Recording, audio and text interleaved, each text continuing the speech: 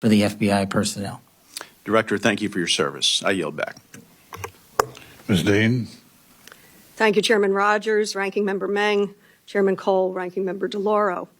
And thank you, Mr. Patel, for your testimony and for being here today. I've been looking at the President's 120-word FBI budget request, the so-called skinny, I'll call it Ozempic request, that states that, quote, the undoing of the weaponization of the FBI is one of the administration's top priorities. The weaponization of the FBI is something that deeply concerns me. It should concern all of us. And yet, since taking office, President Trump has been on a revenge tour. He has targeted individuals, universities, law firms, with executive orders to cut them out or to make them come under his will. He has used ICE to disappear U.S. citizens without due process. And he's fully ignored a unanimous Supreme Court order. And then over the weekend, wasn't sure if he was obligated to uphold the Constitution of the United States. In your book, your recent book, Government Gangsters, you include an appendix with a list of names that people have referred to as an enemies list. Now, I know you will claim it's just an appendix, not an enemies list. So let's focus on how the president sees it, on what the president calls it.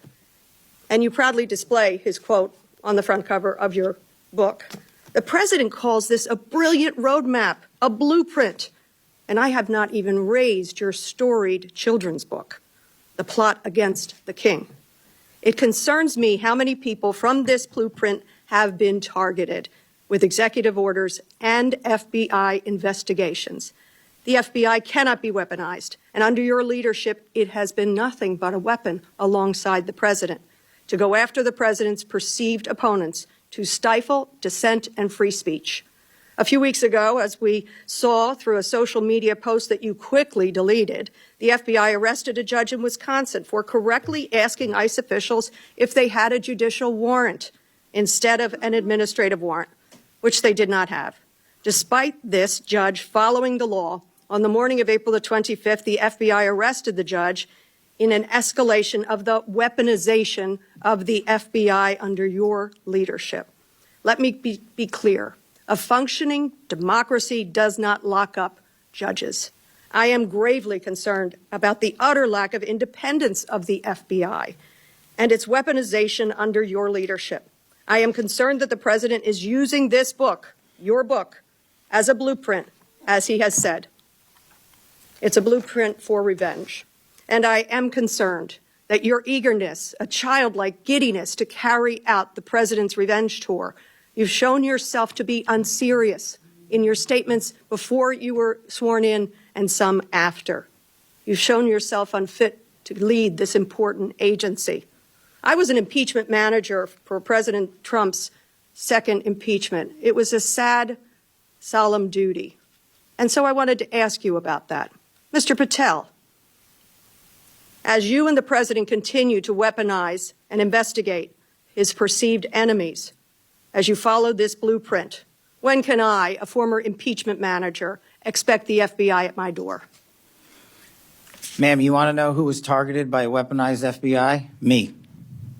You want to know how and why? Well, you want to know what I'm doing to fix it? That. Let me move on. Well, you should read the topics. book because there's no enemies list on that book. So there are people that violated their constitutional obligations and their duties to the American people, That's good. You and they gave were them due rightly process. called out. I'm And you changing should topics. give that book to every one of your constituents so they can read about it. I won't be doing that.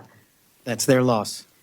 During your Senate confirmation hearings, you repeatedly denied having any involvement as a private citizen in the firing of FBI officials who engaged in the prosecution against January 6 insurrectionists, the violent rioters who beat and killed Capitol police officers, and whom you referred to as political prisoners.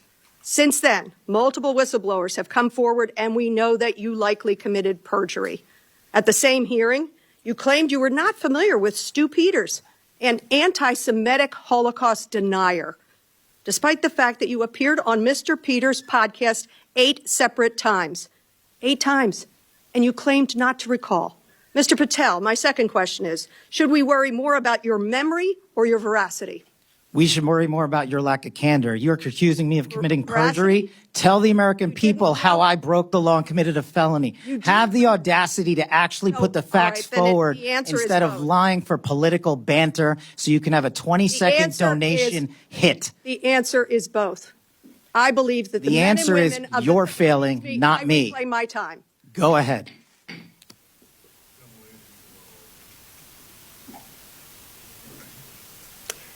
Mr. Patel, I believe that the members of the FBI, and I know many of them, many retired, 38,000 people, as you say, it's a little less than that now, deserve the very best, deserve extraordinary independence, deserve freedom from the fears of being investigated, the freedom of coming forward to make sure they're doing their job.